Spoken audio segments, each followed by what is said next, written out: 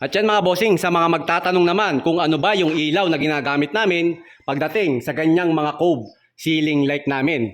Ito mga bossing, so meron tayong ginagamit na strip light na kung tawagin ay RGB. Ito makikita nyo yung pangalan yan.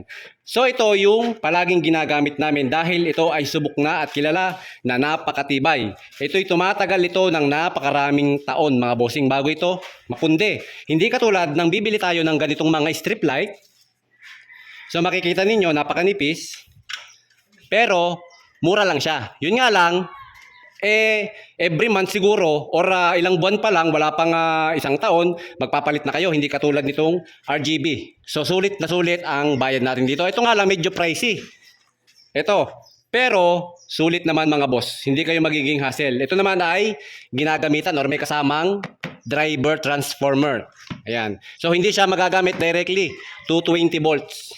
Itong ginagamit naman naming isa ay wala nang driver to mga bossing. Direct na to sa 220 volts.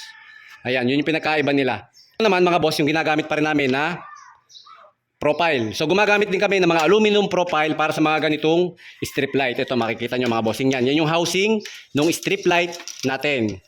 Ayan. Tapos meron siyang cover para hindi kita yung ating strip light na ilalagay dito sa ating aluminum profile LED housing.